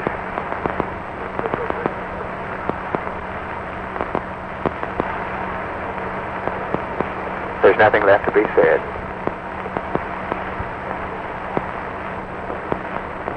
This is Bob Husker reporting from Parkland Hospital for KRLD News. And now here's Jay Hogan from the KRLD Newsroom. In the public interest, this broadcast, requested by the telephone company, represented by a spokesman and official, Mr. Will Rogers, appealing to the public, appealing to the concerned public, but not to telephone Parkland Hospital. Please do not telephone Parkland Hospital. All the trunk lines are jammed, and it's interfering with necessary communications with Parkland Hospital. Public of Dallas, please do not call Parkland Hospital except in case of extreme emergency. This request, broadcast by KRLD from the telephone company. Assassination. Lodge is in San Francisco. He said, I was very fond of him and knew him intimately. We served in Congress together, knew each other before that in Massachusetts. Lately, he said, we have been particularly close because he followed, not followed, but guided America's foreign policy. He took a keen personal interest in it and gave it a great deal of personal time. Lodge had paused in San Francisco on his way from a high-level policy conference on South Vietnam in Honolulu. He had planned to meet with Mr. Kennedy Sunday morning, but he says now that he will leave tomorrow morning for Washington and report to Averell Harriman, the Assistant Secretary of State. We should remind our listeners and our stations along the network that we will continue with the present programming on the CBS radio network, and all regularly scheduled programs and commercial announcements will be discontinued until further notice. Alan, we now have the name of that suspect who has been picked up by Dallas, Texas police in connection with the slaying of a Dallas policeman. This story says the Dallas Police Department has arrested a 24-year-old man identified as Lee H. Oswald in connection with the slaying of a Dallas policeman shortly after President Kennedy was assassinated. Oswald is also being interrogated to see if he had any connection with the slaying of the president. Oswald was pulled screaming and yelling, according to this story, from the Texas Theater in the Oak Cliff section of Dallas. This story does not say that Oswald is the man wanted in connection with the slaying of the president. It says that he is wanted in connection with the killing of a Dallas policeman. This policeman may be the Secret Service agent who was referred to earlier as being the man shot and killed at the same time that the president was assassinated. Some more human interest reaction has come in to the death of the president. A taxi driver in New York City, 60-year-old Joseph Kaufman, when he heard the news, put his hand to his head and moaned simply, those dirty bums. And then he told his passenger, as soon as I drop you off, I'm going home. I can't work anymore. Alabama's Governor George Wallace said that whoever fired the shots must be filled with universal malice toward all. It is hard to believe that anyone would shoot at the President of the United States. A further word from Dallas is that Vice President Johnson, now President Johnson, is returning immediately to Washington and will be in Washington by evening, where he is expected to be sworn into office. As my colleague Dallas Townsend has pointed out, that even before he is actually sworn in, he is the President of the United States. A tremendous traffic jam developed around Parkland Hospital in Dallas. White House officials stood by sorrowfully, looking stunned in corridors and a waiting room. For an agonizing minute after minute, there were conflicting rumors as to whether the president was still alive. And then came the official announcement that John Fitzgerald Kennedy, 35th President of the United States, was dead.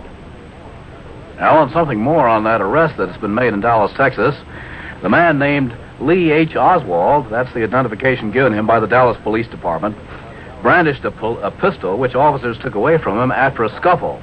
Police officer M.N. McDonald, who was cut across the face in the scuffle, quotes Oswald as saying after he was subdued, "Well, it's all over now."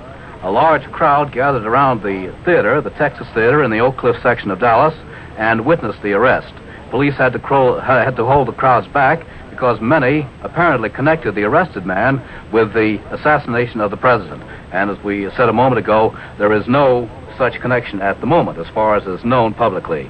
The officer who was killed, J.D. Tippett, was killed by a man answering the description of Oswald in the neighborhood a short time before. Tippett had been slain with a pistol. The president was assassinated with a high-powered rifle with a telescopic sight, and it may well be that two men are involved here, especially since we had a report a few minutes ago that an arrest had been made in Fort Worth. And now, here's Frank Gleber. We've just received word from School Superintendent Dr. W.T. White.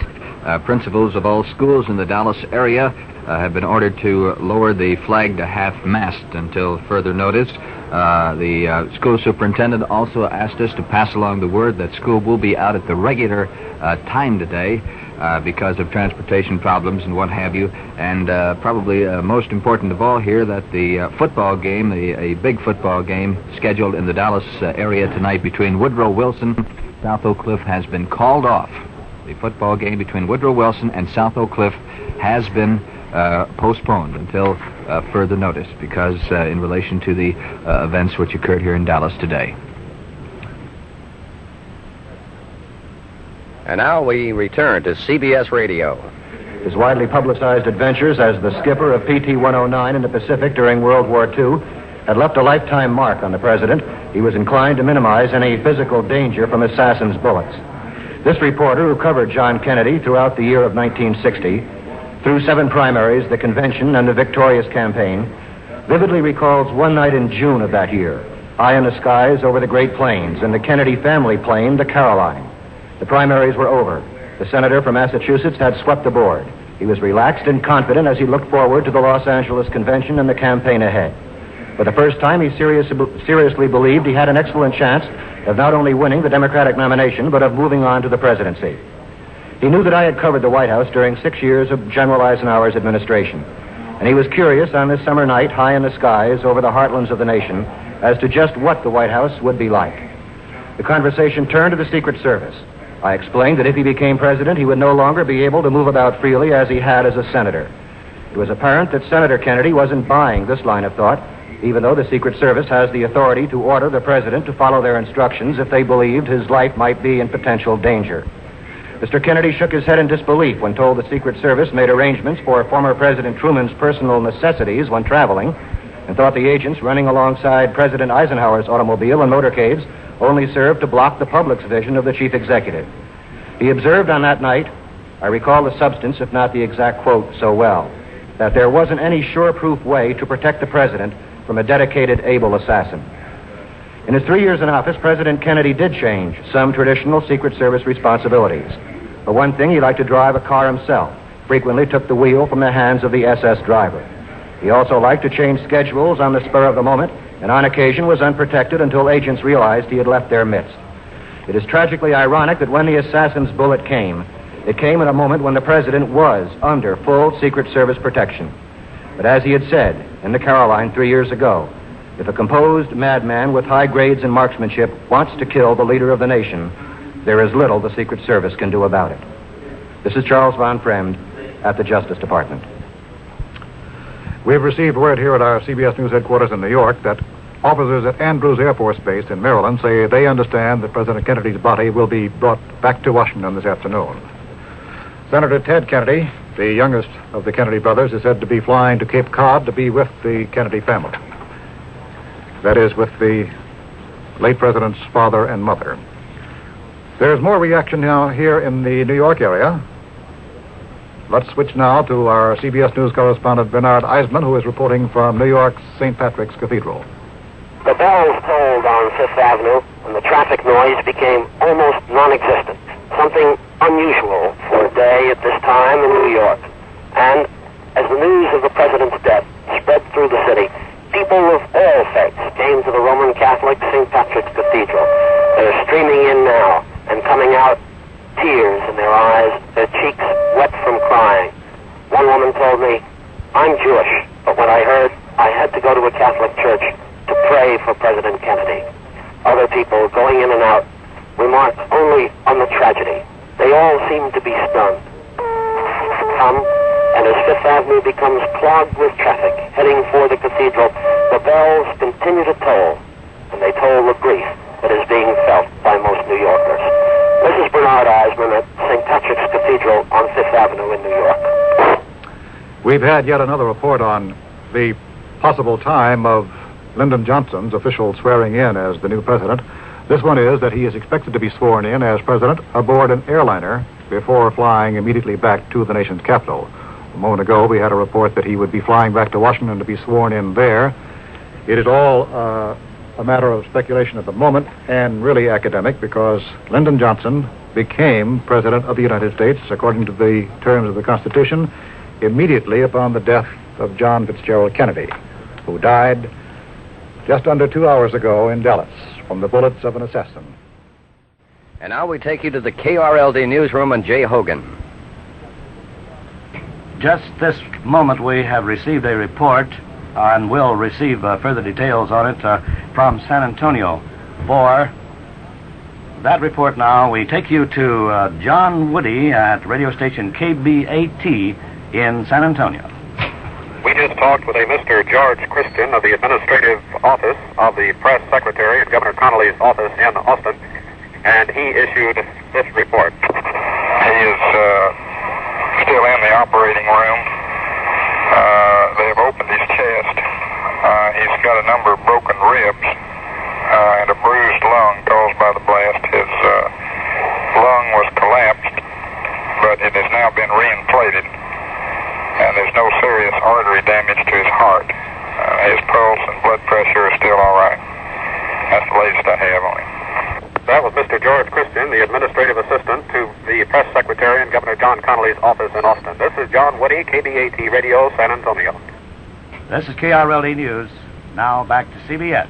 In his suite at 122 Bowdoin Street in Boston, right near the Massachusetts State Capitol. That's an apartment which the Kennedy family still retains and which the president always used for his legal voting address. At that time, the president was considered quite likely to announce for the Democratic presidential nomination, but he hadn't actually done it, and a lot of people felt he had very little chance of getting it. But I remember being struck at the time by feeling that he was at least going to put into the attempt everything that he possibly had, and as it turned out, he did get it. Mm-hmm. We're getting still more reports and more reactions, and we've had another one of our correspondents in the Washington staff check in with us, so let's hear now from Paul Niven at Robert Kennedy's home in Washington. At the time of the president's assassination, Attorney General Robert Kennedy was lunching at his home here with Robert Morgenthau, last year's unsuccessful Democratic gubernatorial candidate in New York State. The Attorney General learned of his brother's assassination in a phone call from FBI Director J. Edgar Hoover. Within a few moments, a Roman Catholic priest appeared here at the house to give the family condolences. Another visitor was Central Intelligence Agency Director John McComb. He and Robert Kennedy walked for some minutes in the garden. Mrs. Ethel Kennedy, the Attorney General's wife, left the house briefly to gather some of her children from their private schools. When the party returned, the Attorney General welcomed them at the door and gathered one of his young daughters into his arms. This is Paul Niven at McLean, Virginia. And now for some special local announcements. Here is Bill Mercer. Thank you, Jay. First, we ask that you do not call Parkland Hospital. The telephone company and the police and Parkland Hospital has been deluged with calls. We urge you, I know you're interested in the condition of the governor of the state of Texas, John Connally, but the hospital cannot handle the calls, and if you will not call there, listen to your radio and TV stations. We'll bring you the latest reports on the condition of the governor. The potentate E.D. Malone has called off the annual appreciation dinner of the Hela Temple Shrine that was to have been held tonight at the Holiday Inn. The Woodrow Wilson South Oak Cliff football game, the high school game scheduled tonight at Cobb Stadium, has been postponed until 7:30 tomorrow night. That's the Woodrow Wilson South Oak Cliff game postponed until 7:30 tomorrow evening. This is KRLD News, and as we join CBS again, here is a report by a CBS man, Robert Pierpoint, coming from this point, Dallas, Texas.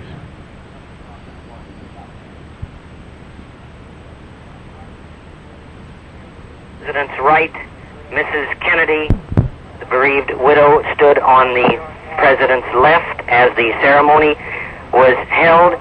The oath was administered by a federal district judge from northern Texas, a woman, 67-year-old Sarah Hughes, who was appointed a federal judge by the late President Kennedy in 1961. As the judge administered the oath of office to the new president, she was crying, and Mrs. Kennedy, of course, had tears in her eyes. A number of those in the crowded forward cabin of the jet plane also were red-eyed with weeping over the death of President Kennedy. The ceremony concluded.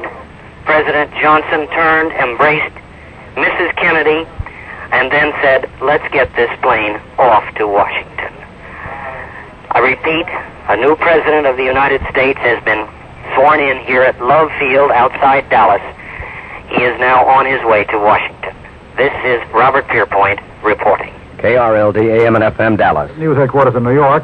My colleague Dallas Townsend has some background information and further sidelights on the life and the history and career of the new president of the United States. Dallas? Alan, on the day that Lyndon Baines Johnson was born, his grandfather is said to have looked at him and said, "He'll be a United States Senator someday."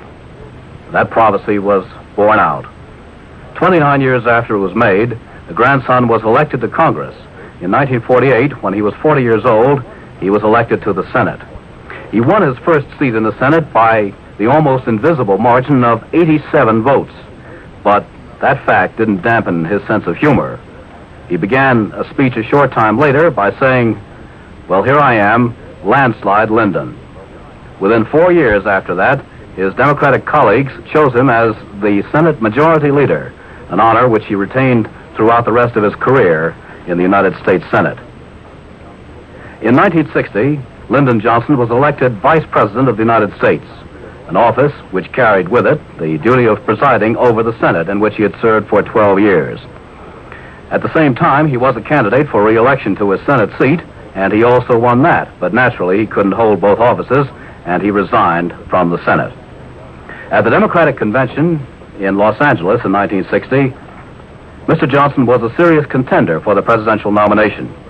He was strongly supported by Southern delegates, but he lost out to the junior senator from Massachusetts, John F. Kennedy. Mr. Kennedy received 806 votes on the first ballot. Lyndon Johnson received 409. The number required for a nomination was 761. Some of us who were on the outskirts of Los Angeles that night remember standing outside the small apartment house where Senator Kennedy was incommunicado, waiting for the result of the vote. The apartment house was owned, as I recall, by Bill Gargan, the retired movie actor who has always been a good friend of President Kennedy. And when he came out, there was an enormous crush, a tremendous crush on the street of that rather quiet suburb of Los Angeles. Then Mr. Kennedy drove into Los Angeles to accept the nomination in person. Mr. Kennedy then chose Senator Johnson for second place on the ticket. He said that Lyndon Johnson has demonstrated on many occasions his brilliant qualifications for the leadership we require today. The ticket was intended to reinforce a noticeably weak spot on Kennedy's southern flank, notably Texas, and to provide a balance. Kennedy was a liberal Yankee. He came from Massachusetts, while Johnson was a southerner, somewhat more conservative, and came from Texas. But he has proved since then that he is not conservative in the sense that the word is usually known. He has been just as liberal in his thinking as the president. In any case, it proved to be a winning combination. Johnson's Texas, which had gone for General Eisenhower in 1952 and 1956, returned to the Democratic fold, but only narrowly by 43,000 votes. And it's doubly ironic that one of the reasons for Mr. Kennedy's trip to Texas, the fatal trip, was to shore up the Democratic Party strength in Texas and reinforce his chances for winning the state next year. Mr. Kennedy captured all but 3 states of the traditionally Protestant South, where his Catholic faith had been a live issue in the campaign. This is KRLD, AM and FM Dallas. Now to the KRLD newsroom and Jay Hogan. 2 eyewitnesses to the fatal shooting of President Kennedy today were perhaps closest to the scene of all. They are 2 Dallas women who picked out a special vantage point near the Triple Underpass. One took a close-up picture of the president almost at the moment he was struck by the fatal bullets. KRLD News talked with both in an interview a few minutes ago by telephone. Hello, Miss Hill. Yes. Did you say you were at the site of the assassination? Yes, sir, we were. My friend took the picture as he was hit. Your son took the picture, and you were there, too? My friend took the picture as he was hit. I see. You were both there at the scene? That's right. Who was your friend? Mary Mormon. Is she there now? Yes, she is. May I speak with her? Yes. After she took the picture, she fell on the ground. Uh-huh. And she didn't know he was shot. Yes. Just a moment. Mary? Yes. Hello, Miss Mormon. Yes. You took the picture just after the shooting or just before? Evidently, just immediately. Because he was looking, whenever I got the camera focused and then I snapped it in my picture, he slumped over. What type of picture was this? It's a Polaroid picture. About how close were you? How close? How many feet? 15, 10? Oh, fairly close. 10 or 15 foot. No more, because that's where I had my camera. This was right at the underpass?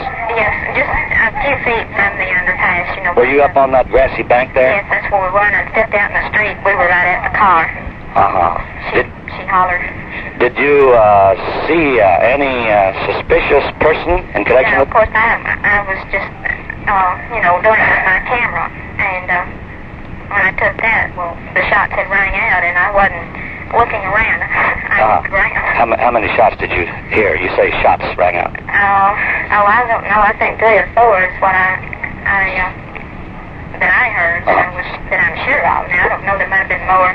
It just takes seconds for me to realize what was happening. Yeah, what was your first thought? That those are shots, and that he has been hit. And that they're liable to hit me, because I'm right at the car, so I decided the place for me is to get on the ground. So, how did the president respond to this shot? I mean, did he just slump suddenly? Yes, he grabbed his chest, and of course, Mrs. Kennedy jumped up immediately and fell over him. And she says, "My God, he's been shot." Did you notice any other reaction to persons around him? Around the president in the motorcade there at the time of the shot? They hesitated just for a moment, because I think they were like I was, was that a shot, is it a backfire, or just what? And then, of course, he touched himself, and they immediately sped up real fast, like to get out of there. And of the police, there were several motorcycles around him, and they stopped, or 1 or 2 must have went with him, and one ran up the hill, and the friend that was with me ran up the hill across the street, from where the shots came from. There was just confusion then. Did the reports of the shot, in other words, the sound of the explosions, did they sound rather loud? Yes, they did, just like a firecracker going off right at the car. Seemed fairly close by. Yes, And from what direction did it seem to be? Just right there at me. Just right at you? That's, yeah. This wind is blowing so hard, you know, and it just, whenever the sound popped, well, it just sounded like, well, you know, there might have been a firecracker right there in that car. And in your picture, you took this picture just before the shot, or right at the time he shot? Exactly at the minute that it hit him, because he was looking at me. I mean, he was looking, you know, at the people, and whenever my picture came out, then he slumped over, so I must have got it. And this shows in your picture, does it? This shows in your picture that something happened to him?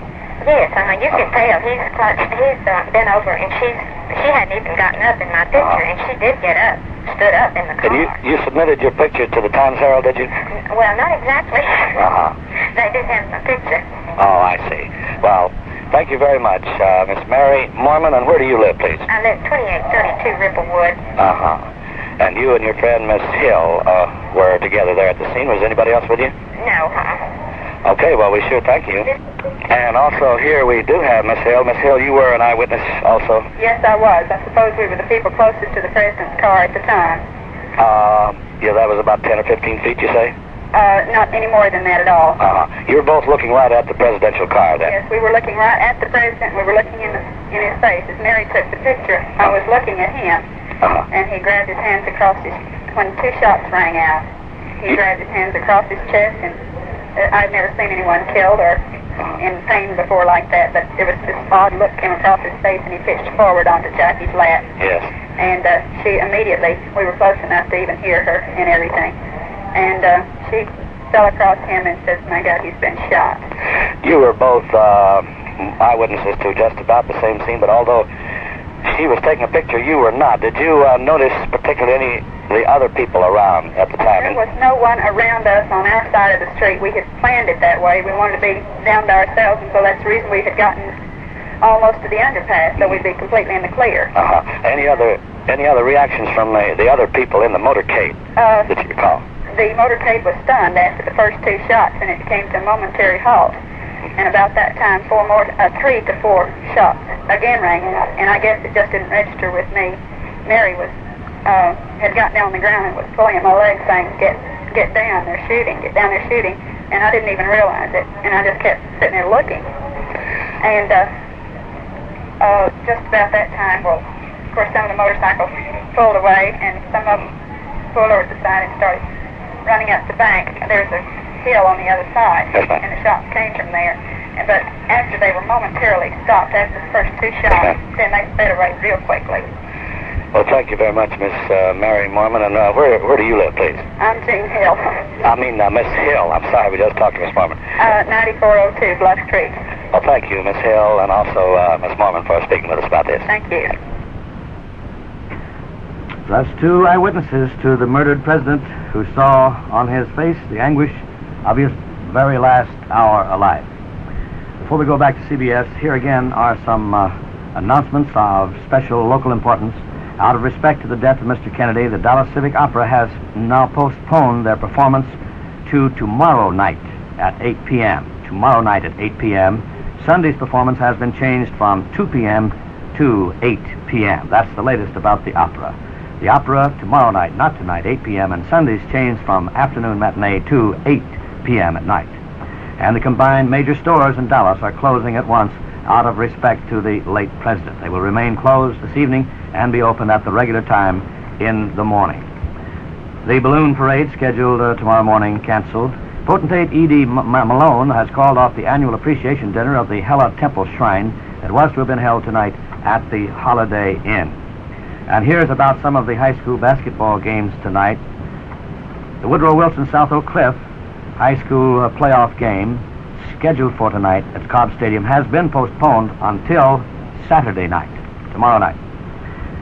Also, the Carrollton-Castleberry game postponed until 7:30 Saturday night. The Richardson-Denton game at Richardson also has been postponed. Now, these two games will be played.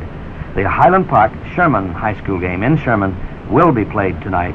The Grand Prairie-Wichita Falls game at Grand Prairie also will be played as scheduled tonight. The Wichita Falls team was already en route, and they have decided to go on with that game. This is KRLD News. Now back to CBS. We take you now to Parkland Hospital in Dallas for an announcement by the attending physician to Governor John Connally.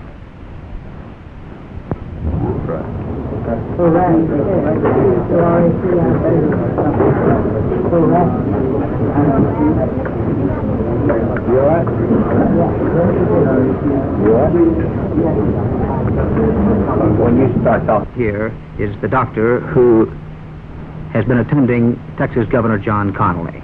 I'm Dr. Robert R. Shaw, Professor of Thoracic Surgery at Southwestern Medical School. Because of this position, I accepted the responsibility of taking care of Governor Connally for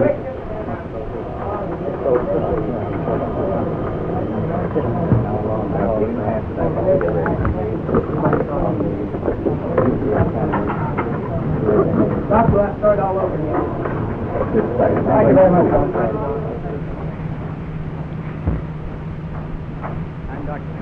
Shaw, Professor of Thoracic Surgery at Southwestern Medical School.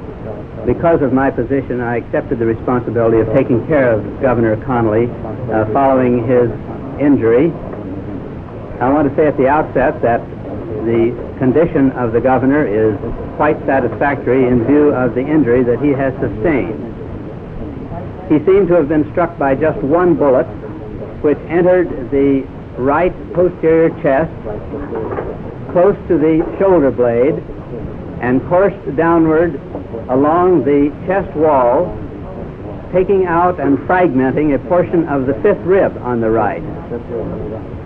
The bullet then emerged from the chest, evidently struck his right wrist, fracturing the lower portion of the right radius, and then entered the left thigh where it was spent. The thigh wound is trivial. The fracture of the radius should heal without difficulty or without further disability.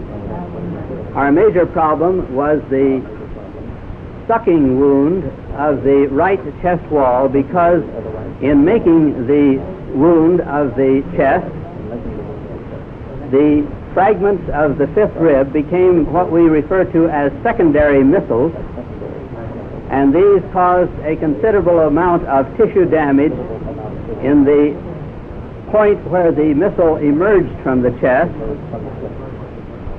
When the wound had been enlarged in order to remove damaged tissue, the lung could be inspected.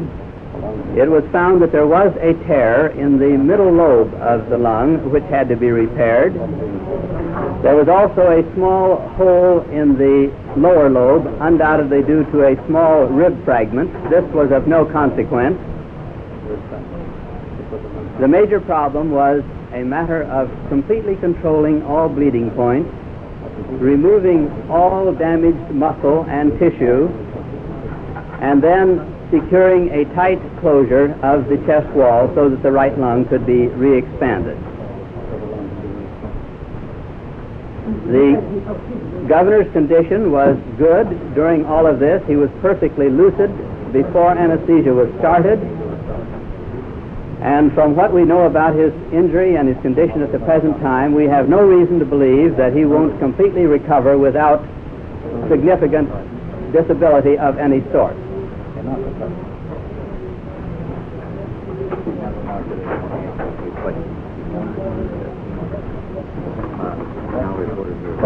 How long do you feel that the governor will be required? How long do you feel that the governor will be required to stay in the hospital here, Doctor? The length of time that he will be in the hospital will be determined more by the clearing of the bruise to the right lung, and I would estimate that this would be in the neighborhood of 10 to 14 days. This doesn't mean that this injury will be completely clear by this time, but at least we should have a good idea as to the trend of the clearing. Ladies and gentlemen, you've just heard a statement from Parkland Hospital from the attending physician to Governor John Connally. We now return to the CBS network feed on the president's assassination today in Dallas. And Alan, we have news now of another member of the Kennedy family, Mrs. Peter Lawford, sister of the president, and we'll get it from Murray Fromson of KNX reporting from Santa Monica. Patricia Lawford, one of the late president's sisters, was home alone here in Santa Monica today when she heard of Mr. Kennedy's death over radio. Reportedly, she is taking the news reasonably well, considering its gravity. 2 of her 4 children have been brought home from school, and Mrs. Lawford is playing with them in the front room. They are too young, aged 4 and 3, obviously, to grab the portent of the news. A flag is flying at the front of the home at half-mast. Actor Peter Lawford, who has been at a nightclub act at Lake Tahoe in Nevada, has chartered an airplane and is flying south to rejoin his wife. Mrs. Lawford has had several visitors this morning: a priest, a doctor, 2 nuns, her husband's business agent, and Judy Garland. No word yet when the Lawfords will go east. A half a dozen police are guarding the Lawford home, and a platoon of newsmen are keeping an eye on it as well. The president visited here several times, both as a senator and as the nation's chief executive. Once he gave Secret Service agents a fit, taking a dip in the Pacific Ocean, which is to the front of the home. It was a hot Sunday afternoon 2 years ago, and 100,000 people were on the sand, and Mr. Kennedy seemed to enjoy the informality of the occasion. It was one of many indications he was to give over the years of the disdain he held the security precautions surrounding him. This is Murray Fromson at the Lawford home in Santa Monica. Back at the CBS News headquarters in New York, we now have the taped excerpt of the statement of shock expressed by New York's Governor Nelson Rockefeller. Let's hear that from our tape room. This is a shocking and terrible tragedy for the nation and the world. Mrs. Rockefeller and I join with all New Yorkers and every American in extending heartfelt sympathy to Mrs. Kennedy and the President's family. May God grant strength and guidance to Lyndon Johnson as he assumes his grave responsibilities under these tragic circumstances. The prayers of all of us will be with him. I have proclaimed for the state of New York a 30-day period of mourning, and I have directed that all state offices shall be closed on the day of the President's funeral. New York's Governor Nelson Rockefeller, as he expressed shock at the assassination of President Kennedy. President Lyndon Johnson will make his first statement as the nation's new chief executive at Andrews Air Force Base when the presidential jet arrives from Dallas in just about a half an hour from now. And after that statement, President Johnson will fly to the White House aboard a helicopter, where he will meet with Defense Secretary McNamara and McGeorge Bundy, who was special assistant to President Kennedy on national security affairs. Later this evening, the new president will confer with both Democratic and Republican leaders of the House and the Senate. At the time of the president's death, a red, white, and blue presidential plane was flying over the Pacific, heading to Tokyo, carrying Secretary of State Dean Rusk and 5 other Kennedy cabinet members to Tokyo for a meeting. The word was received of the president's death from our Pacific military commander, Admiral Harry Felt, who called the plane by radio telephone and gave the first word of President Kennedy's assassination. Secretary of State Rusk, upon hearing the news, said simply, "We are turning around." And the plane did turn around and has flown back to Honolulu, and soon the presidential party will be back on its way to Washington for the funeral. Inevitably, Alan, people will be turning their minds back to the events of 1960, when Lyndon Johnson fought so hard and so vigorously for the Democratic presidential nomination, only to lose out in the end to the man whom he has now succeeded because of the assassination of John Kennedy.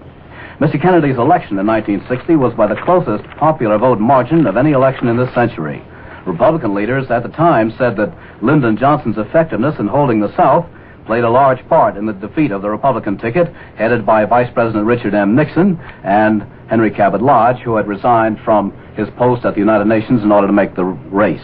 The electoral vote in November 1960 was 300 for Kennedy and Johnson, 223 for Nixon and Lodge, 269 were needed to elect. Mr. Johnson had been mentioned as a possible presidential candidate long before he actually became one in 1960. There was widespread speculation in 1954, in Washington and elsewhere, that he was in fact aiming at the White House. But Senator Johnson scoffed at the idea then, and he said, "Talk of my being a potential candidate is a lot of foolishness. I have no interest, no ambition in that direction. I am conscious of my limitations. I think it's fair to say that nobody but my mama ever thought I'd get as far as I did." But the talk persisted, and his presidential stock took a dramatic upsurge in 1956 when Texas voters gave him a landslide victory over Governor Allen Shivers in a battle for control of the Democratic Party in that state. That was 1 year after Mr. Johnson had suffered a fairly severe heart attack, which took him out of action for several weeks. But later on, he staged a complete recovery from that heart attack, and since then, there has been no sign of anything but good health on the part of the Vice President.